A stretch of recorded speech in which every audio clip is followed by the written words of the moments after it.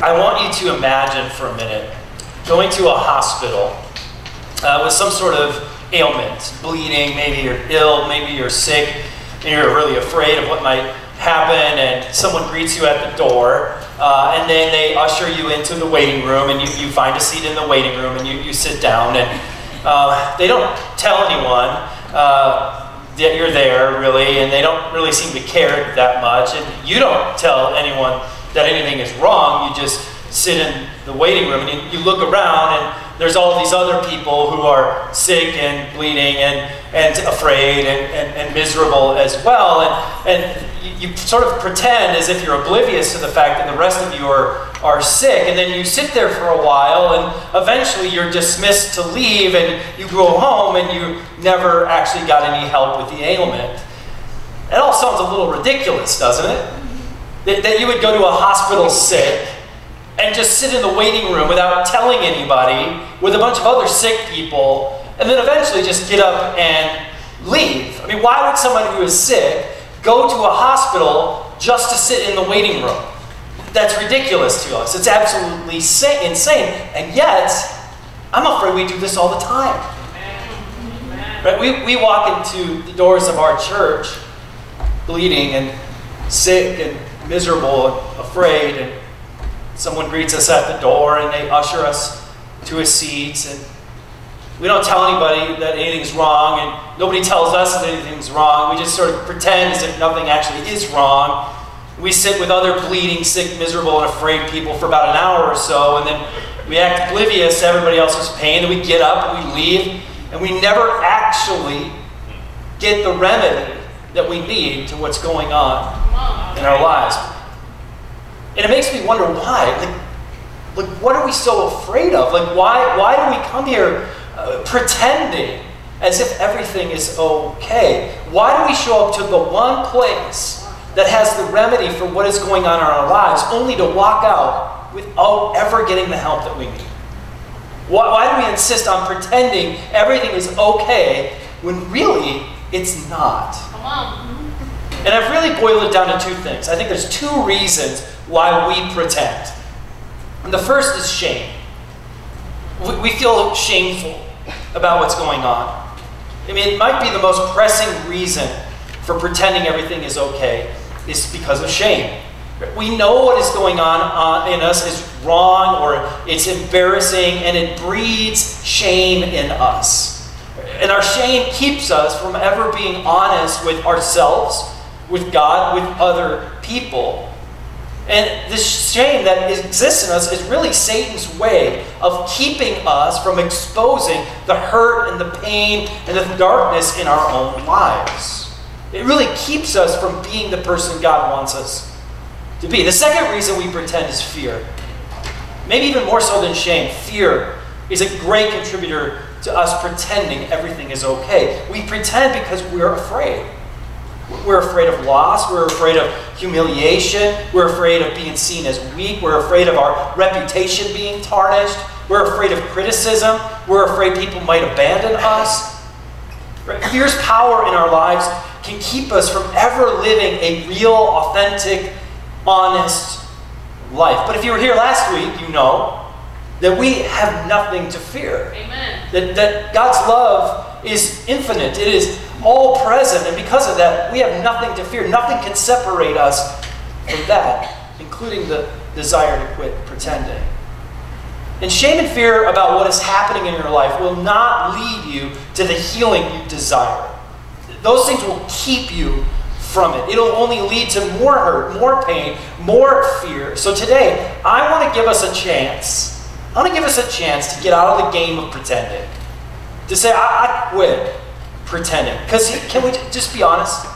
It's exhausting. Isn't it? It is exhausting to pretend every day of your life that everything is okay. And so I want us to raise our white flags to pretending today. I want to say, I am a quitter when it comes to pretending. I want us to realize that there's no amount of shame or fear that could ever keep us from really living the authentic, real life that Jesus has for us. And I want to charge us to do that because Jesus wants us to to do that. Let me show you what I mean. Turn in your Bible to Matthew chapter 23, okay? Chapter 23, we're going to be in verses 27 through 28. And if you want, you can download the YouVersion app. Just go to your app store, download it. It's totally free. You can find the Genesis Church event and follow along with everything we're going to be reading today. Otherwise, everything will be on the screen as well. So Matthew chapter 23. Now, before we get to this passage, let me just set up a little bit about what's going on, or what's been happening. Jesus has been walking through his ministry. He's in his early 30s, and he's been doing this ministry with these first followers, his disciples, for a couple of years. And in that process, he's been teaching, he's been performing miracles, and he's been leading his first followers. But he has also spent the last couple of years fighting against the religious leaders of the time, namely the Pharisees. Now, the Pharisees were the cream of the crop when it came to the religious elites. They were rigorous in following all 613 Old Testament commandments. That's right, 613 commandments, right? God gave us 10, then they added another 603 to the whole thing, right? So they were rigorous in this, and they were looked upon as spiritual giants. Everybody around them knew that they were spiritual at a level that no one else could attain. They had great power and influence in the people of Jerusalem. And so much so, not just spiritually, they had political power as well. And they were also threatened by Jesus, because Jesus kept calling them out on the things that were going on, that were truly going on in their lives. He was calling them out on how they weren't nearly as perfect as they actually thought they were, and this threatened them. It made them feel like their authority and their power and their influence was diminishing. So they would go to Jesus and they would try to trap him. They'd try to put him in a situation where he'd do something wrong. They would ask him a question where they were hoping he'd give the wrong answer, and then they'd be able to say, "Ah, see, he's not as great as everybody thinks he is." And Jesus, actually almost welcomes that, because he knows, no, you're not going to get me on this. But their incessant questioning and confrontation comes to a head in Matthew chapter 23. It's as if Jesus said, "I've had enough of you guys. I am so over it. Like, this is it. I'm just going to say it how it is. This is the end of the conversation."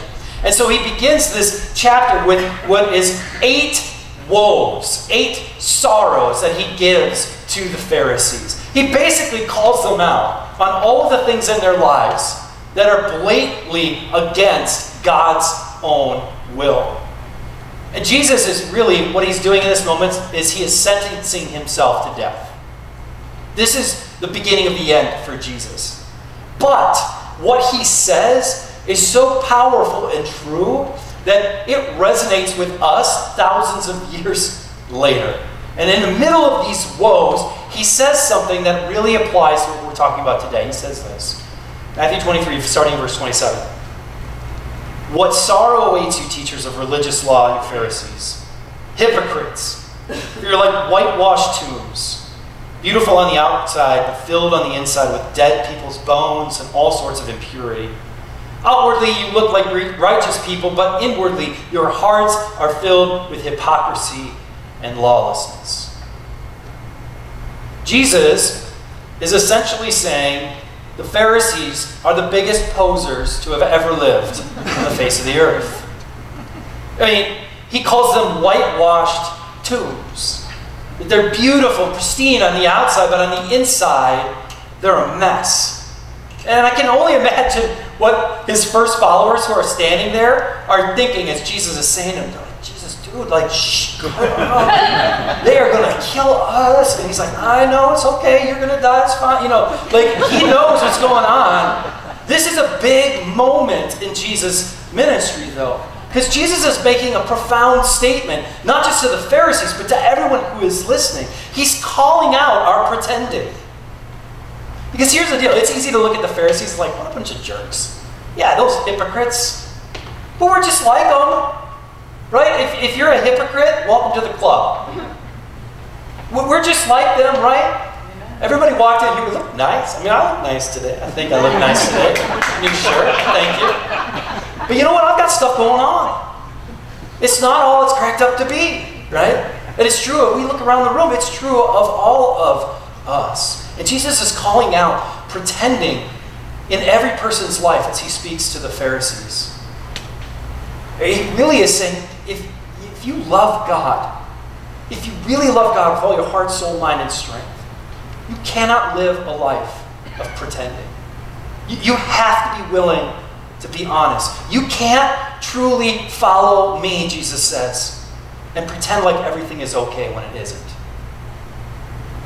See, in this moment, Jesus was saying, it is okay to not be okay.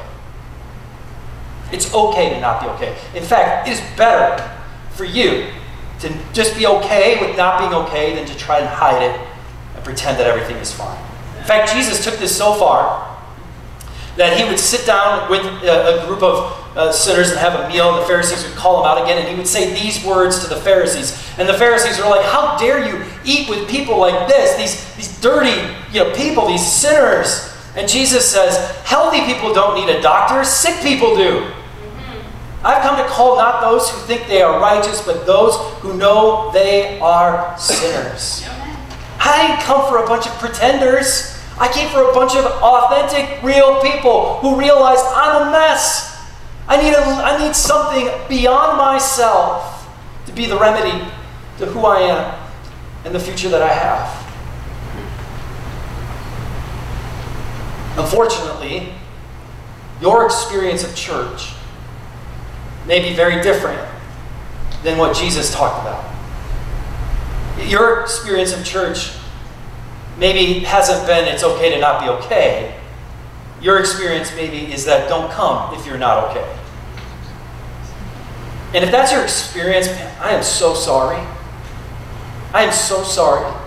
Because whoever said that to you, whoever made you feel that way was wrong. And Jesus made it really clear that the church is supposed to be a place for sinners. For people like you and me who mess up all the time. For people like you and me who make mistakes and make a mess and can't figure out what to do. To come to a place that's safe where we can say, I'm a mess. I don't know what to do with what's going on in my life. I am not going to pretend like everything is okay. Because it's not. And so if that's been your experience, I am sorry. You've been duped. You've been lied to. That's not what the church is supposed to be. But we still believe, regardless of the faults that we may have in that, we still believe that Jesus' words are true.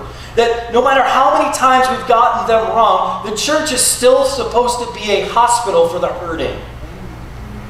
My hope is for you is that you don't walk into our church and someone greets you at the door and they usher you to the seat and you listen to a message and you hear Carmel sing and then you get up and you go in your car and nothing changes.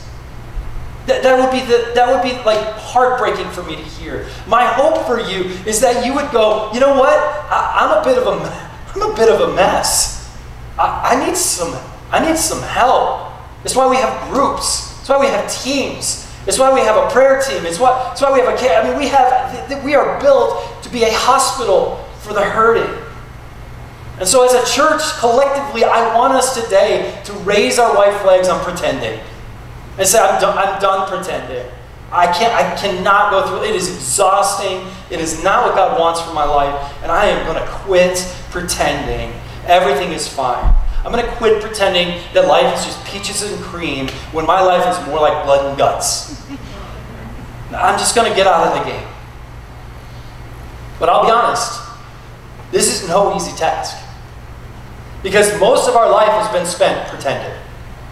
We have spent the majority of our lives pretending. And so it's going to take a great amount of courage. It's going to take some hard work for us to break free of the shame and the fear that keeps us from dealing with the many hurts, pain, and sin in our life. And so I just want to look at how the Bible instructs us how we can begin to do this, how we can begin to live an authentic life, not one that we feel like we have to pretend through all of our lives. So here's just a few things that we need to do if we want to quit pretending. And the first one is this, that we have to be honest with God. We have to be honest with God. One author says it like this: if you're going to stop pretending in your public life, you first have to stop pretending with God in your private life. Listen, God is not surprised by whatever is happening in your life. You're not able to hide from where God is, because God is everywhere, and God knows you, and God calls you his child. He knows you. He knows what's going on, and yet we pretend like he doesn't. We pretend like he doesn't know us, or we try to hide from him, thinking that we can hide away from him. This was Adam's first move. Remember in Genesis, Adam and Eve eat the apple, and what do? They hide. And Jesus sort of sarcastically, or God sort of sarcastically is like, where are you, Adam? Right? Like, I know exactly where you are, I know what happened, but you're trying to hide from me. We can't hide from God. And we have no reason to hide from God. Right? We have no reason to hide from God. God welcomes us, even our messes. He desires for us to be the kind of people that go to him authentically, real, honestly, and say, God, I'm a mess. And I need your love. I need your grace and mercy. Listen, there are 150 Psalms in the book of Psalms. 67 of those are somebody crying out to God, saying, where are you? Help me. I'm a mess. Pick me up. Help me get out of this place. We have an entire book in the Bible called Lamentations, which is just sentence after sentence of somebody complaining a little bit, asking for God's help, saying things are a mess, I need your help. Like, God is okay with you not being okay. Some of you need to hear that today. He is not out to get you. He is out to help you. He loves you and wants to help you. I love this in Psalm chapter 13. He writes, much like we ought to sound. He says, how much longer will you forget me, Lord? Forever? How much longer will you hide yourself from me? How long must I endure trouble? How long will sorrow fill my heart day and night? How long will my enemies triumph over me? Look at me, O Lord my God, and answer me. Restore my strength. Don't let me die. Don't let my enemies say, we have defeated him. Don't let them gloat over my downfall. That does not sound like a person who's got it all together. Right. And it's in the Bible. It's in there. Now listen, I'm the father of 3 kids. And I instinctively know, and parents who know this, I instinctively know when something's wrong with my kids. They can't hide it from me. They try. They can't do it. And so I will try. Most of the time I'm trying to like get them to say something, you know, like, hey, what's going on? You look a little sad. No, that's fine. I'm okay. And eventually I'll be able to get them. That's what my kids sound like, by the way. Eventually I'll be able to draw that out of them, and we'll have a great conversation. But you know what I love the most? Is when they come to me and they say, you know what, Dad? I'm struggling. As a father, I love those moments. And to think that me, this imperfect father, I would love that from my kids. Think how much more God would love that from his kids. That if they would come to him and say, I'm struggling, God. I am a mess. I need your help. Do you think that God is like, no, get away from me. I don't want to talk to you? No, he's a good father. And he's saying, come, yes, sit on my lap. Let's have a conversation. Let's have a conversation. I've got what you need. We got to be honest with God. Got to be honest with God. But it doesn't stop there. Is there something else we have to do? We have to be honest with others. We've got to be honest with others. James 5, verse 16. One of the most difficult passages to apply. It says this, confess your sins to each other and pray for each other so that you may be healed. The earnest prayer of a righteous person has great power and produces wonderful results. Being honest with God is the first step in quitting this whole pretending thing. But it really does have to go beyond that. Right? It has to move from our private life to our public life. We have to be willing to actually say what is going on to somebody else. And it really is the hardest part because, you know, it's easy to confess to God, I think, in your private life for the most part. But to do that with somebody you know is far harder. In comparison to confessing what's going on in our lives with God, this is like scaling a mountain. It can be. Because it's here, though, where shame and fear really go to die. Shame and fear go to die when we publicly confess something is going on in my lives. It's likely, though, that you have a hard time doing this because at one point in your life, you tried to be honest and you got burned. You got burned. That person blew you off. They looked at you like you were strange. They went and told other people. They started a rumor. Whatever it might be, you got burned at some point in your life. You told somebody something that was going on in your life that was painful, that was dark, and they took it and they manipulated it and they made you feel shameful for it. And it's because of that that you feel like, I don't know if I can do that. And I get it. It is not easy. But let's be real. Not telling somebody isn't working. It's not working. Holding on to that, it doesn't work. So we have to find a way to get beyond whatever has happened in our past so that we can begin to be more honest with ourselves and with other people. If we don't, we'll just continue to live in shame, we'll continue to live in fear, and what we really desire is a relationship where we can be real about our struggles. And I know that that can be hard to find, but we cannot give up on that. Now listen, I don't suggest walking into the lobby after service and going to the first person and be like, I got something to tell you, it's a really big deal, okay? That's not what I'm talking about, okay? I'm not going to ask you one by one, Evan, stand up and tell us all your deepest, darkest secrets. Okay? We're not going to do that. That's not what I'm talking about. We need to find trusted relationships where we can do that. But I have to ask, are you on a mission to find trusted relationships like that? Because if you're not, you'll never find it. You know? And when you do, you'll know. You'll know that this is a person that I can have confidence in, that I can trust. I'm telling you right now, there are friends in my life who have saved my ministry. They've saved me from hanging it up and going somewhere else and doing sales or something like that because I was willing, and they were trusted people who I could say something's going on, it's not right. And it broke me out of that shame and that fear that often comes with pretending. I mean, we at our church, we want to get you connected to trusted relationships. It's why we have groups. It's why we have teams. We want you to be a part of what is going on here. Get to know people who you can trust, who you can be honest with. I don't want people to go to a group and feel like, I just got to pretend my way through this. That is exhausting. That's not what it's for. And our group leaders are there to help sort of create those relationships with you and other people. You need that space where you can really be honest with others. If we don't, we'll just continue in that cycle of shame and fear. And I know we've been burned in the past, but we have got to dust ourselves off a little bit, get back up on our feet, and pursue that. Begin to pray about that and explore a relationship that you can be honest with. And then the last thing is this, is that I think we all need to remember that we're not alone. Nobody is perfect. We know that, right? Like, we know it. Nobody is perfect. Nobody has it all together. You know, don't scroll through your Instagram feed wondering if anyone is dealing with what you're dealing with. They are.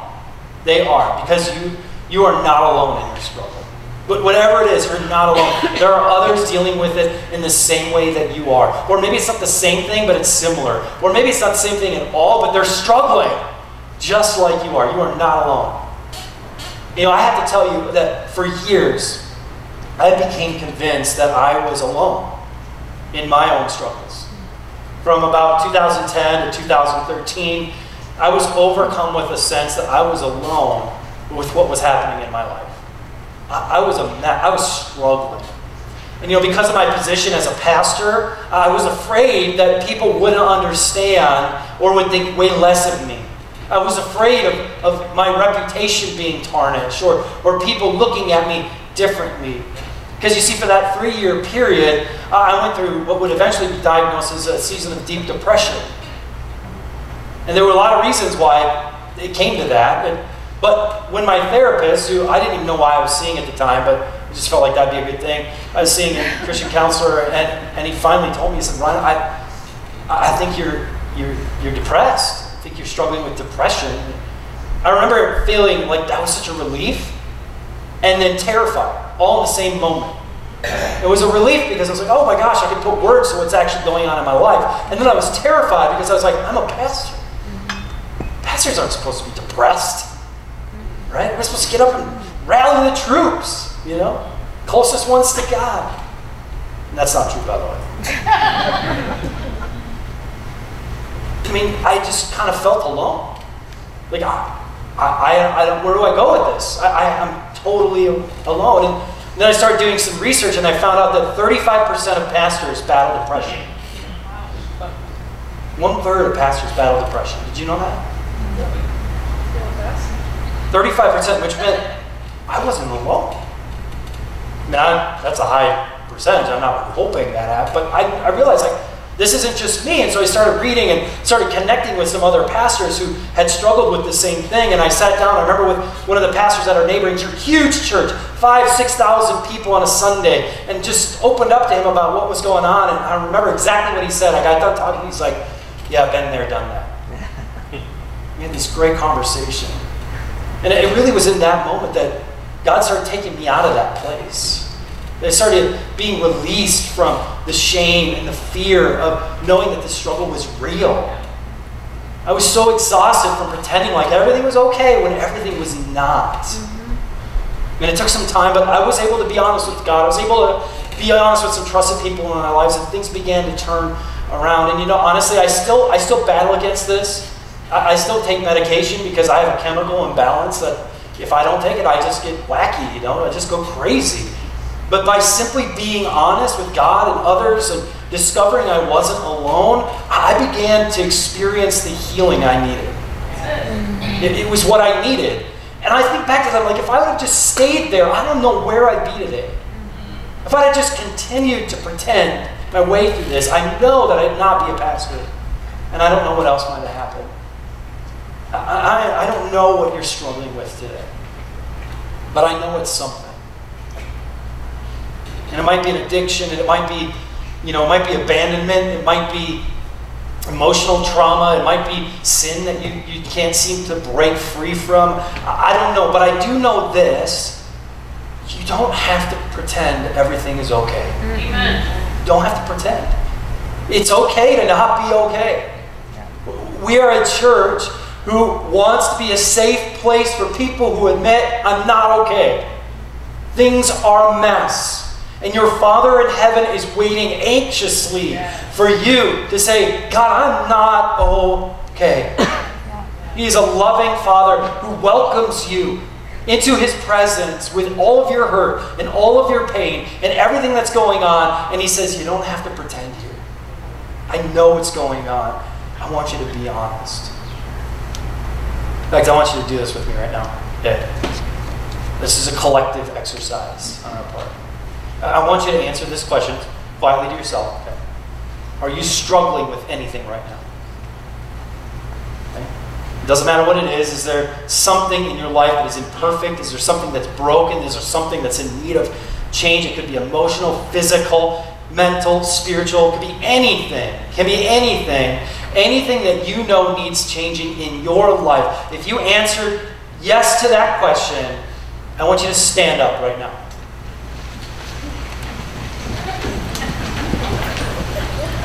If you're able, I want you to stand up. Okay. If you didn't stand up, you're lying. So you should stand up. It's true. It's true. Now I want you to look around. Look around. Look at all those beautiful people. Aren't they pretty? They look good today. Look at all their nice clothes, their haircuts. Some are wearing jewelry, some smell good, some don't. But I want you, as you look around, I want you to just say, oh, they're a mess too. They're a mess too. They have struggles just like you. And it doesn't matter who they are. It doesn't matter what they're doing. They're a mess. Doesn't that feel good? It just feel good to be like, you know what, I'm a bit of a mess. And so are you. All of you, you're messes. Welcome. This is the church. And Jesus said to us, I did not come for the healthy. I came for those who admit, I'm a mess, I'm not okay. Because listen, if you're okay, then what are you doing here? What do you need Jesus for? I can tell you this, you need Him. You need Him. He is the remedy to everything that's going on in our lives. You need Him and you need this place.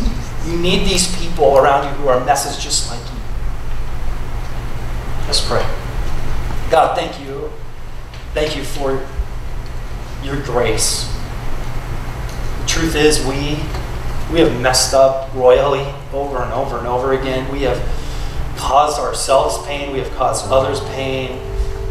Things they just unravel at times. And today we stand saying we're a mess. We're struggling. And I think we want to just lean into you this morning, knowing that we can come to you, knowing that you will listen, much like the psalmist writes, that you will listen to us, you will hear us, that you will begin to put people around us that will break us free from the shame and fear that keeps us captured in our own lives, God, that you would enable us to quit pretending and live real, authentic, changed lives, God. I'm so grateful that Jesus spoke out 2,000 years ago, that he spoke truth into the world, and he said, I don't want you to live like this. I don't want you to live pretending. I want you to be honest and real. I want you to come to me, broken and needy.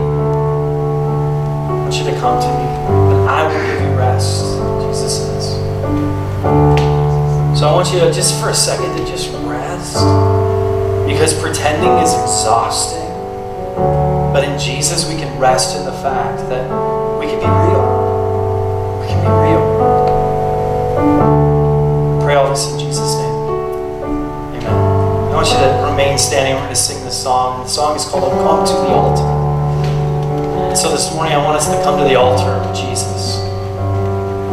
And maybe you feel like kneeling. Maybe you feel like sitting and praying. I don't know. Just take this time to be honest with God. Be honest with God about where you are, about what you need. Sing if you want. Just relax in this moment. You don't have to pretend. You don't have to pretend.